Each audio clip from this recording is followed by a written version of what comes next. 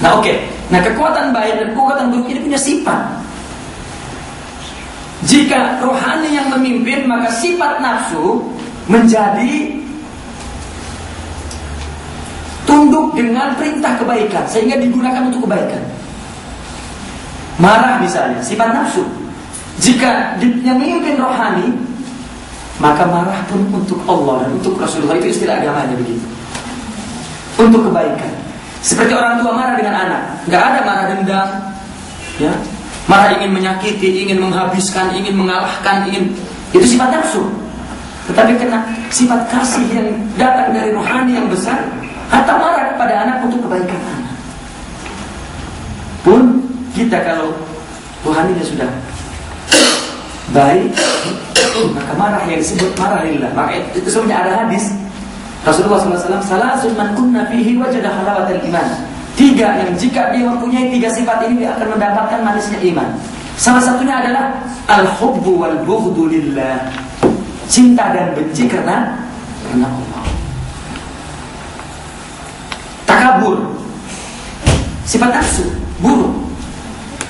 Tetapi kalau seorang yang sudah dipimpin oleh rohani, yang mutmainnah, dia takabur untuk Allah, bukan untuk dirinya. Dia tidak punya apa-apa karena dia adalah orang yang beriman, mengimani bahwa semua dari Allah.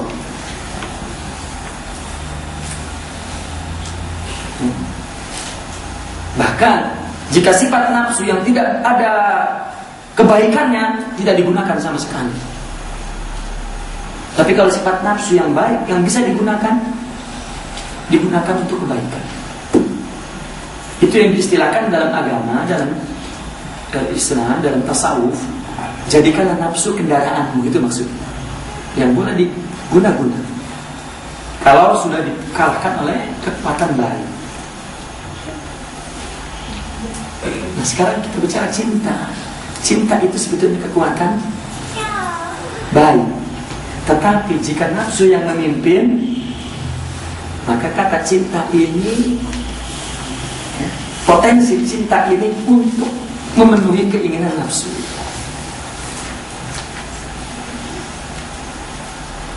Sebetulnya ketika orang mengatasnamakan cinta, tetapi untuk maksiat, bukan cinta, namanya hawa. Istilah cinta hanyalah bahasa yang salah. Hawa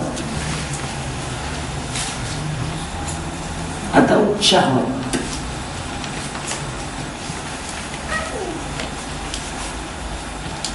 Sekarang kita nafsu. Nafsu itu terbagi 2. Ada nafsu syahwat, ada nafsu ghadab, marah.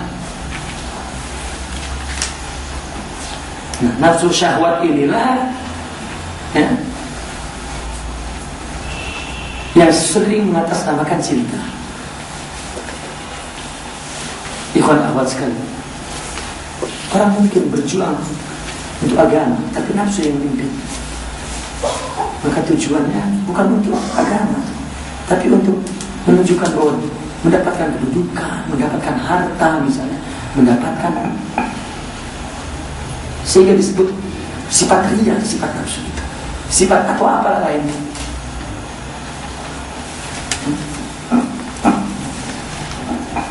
Nah, maka cinta adalah sifat rohani. Tetapi jika nafsu yang memimpin, maka digunakan untuk memenuhi. Sekarang misalnya, ada orang suka dengan teman, cinta kan? Rupanya cintanya kalau ada maslahat dia. Dia baik, dia beri uang, dihormati. Kalau sudah tidak ada lagi masalahnya, tak cinta. Maknanya cintanya ditundukkan oleh nafsu. Sebetulnya bukan cinta, sebetulnya cuma manusia mengatakan cinta.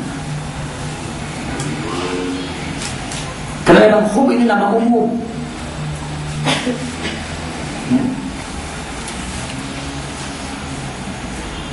Adapun mawaddah adalah cinta murni yang tanpa maslahat.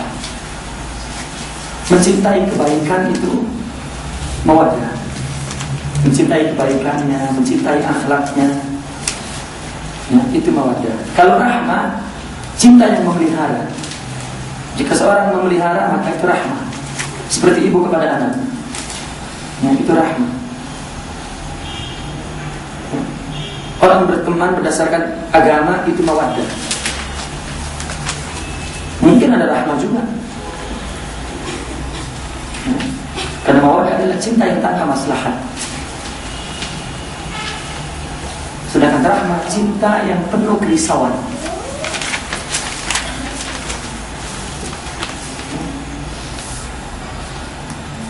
Mawaddah mungkin tidak risau, tapi kalau dia punya kerisauan, rahmah. Seorang tua dengan anak kecil, dengan anaknya yang kecil, jika keluar rumah dia risau, ke jalan dan terlanggar kereta, ya, aduh anakku, ini adalah rahmah. Cinta dan kerisauan namanya rahmah. Kalau mawaddah, cinta tanpa maslahat. Al-wud dan al-hub al-khalis bidun maslahah wala hiwan. Karena huwa yuhibbu al-khair, kebaikan. Oke. Nah, maka kamus cinta yang berlaku di masyarakat secara umum, kamus cinta syahwat dan hayawan. Kalau saya misal mengatakan kepada seorang teman, I love you, mungkin dalam kamus sekarang dikatakan saya gay. Tidak gay. Ya. Dan ada seorang, ya, ketika saya di Indonesia, ada orang menyerahkan anak saudaranya kepada saya untuk dididiklah. Ketika saya balik, dijumpakan kepada saya untuk duduk beberapa hari dengan saya untuk dinasihatkan apa. Maka saya mendekati, karena dia gangster lah. Ya. Akhirnya saya bincang-bincang. Satu ketika saya pegang tangannya. Ya. Saya bilang kepada dia, saya pegang tangannya, saya suka kamu. Kata saya begitu. Dia langsung. Dia mengira saya suka lelaki. Karena kamu cinta, kamu suka, itu sudah rusak di masyarakat umum. Rasulullah SAW, ya, ada orang yang mengatakan kepada Rasulullah, ketika orang itu duduk, sahabat itu bersama Rasulullah, lalu ada seorang lelaki masuk ke dalam masjid. Maka lelaki yang duduk dekat Rasulullah itu menatap dengan tatapan yang penuh cinta. Lalu dia berkata, ya Rasulullah, aku cinta kepada orang itu, dia soleh. Sudah kau katakan? Belum. Katakan. Sehingga jadi hadis. Idza ahabba ahadukum akha falyaqul ana uhibbu, kata Rasulullah. Atau kama qala. Jika ada orang mencintai saudaranya, katakan. Akhirnya dia datang. Ya akhi, ana uhibbu. Maka dia tersenyum. Ahabbakallahu kama ahbabtani. Semoga Allah mencintaimu seperti engkau mencintai aku.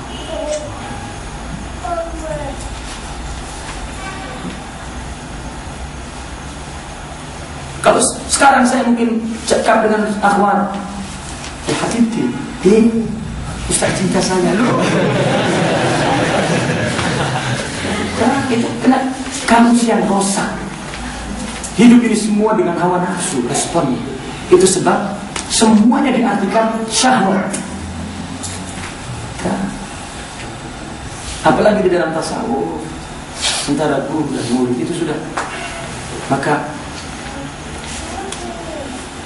bahasa mereka adalah cinta lillah.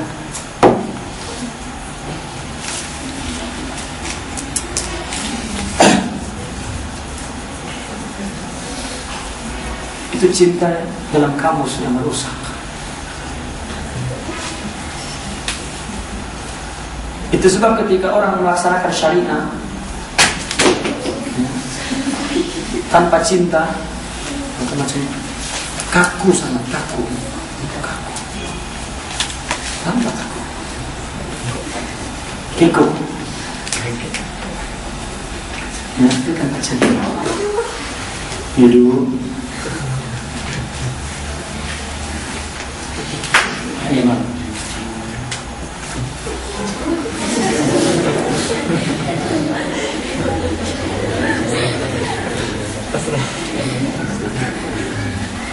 Oke. Saya ingin ini sebagai mukadimah saja bahwa cinta itu di mana letaknya. Sudah.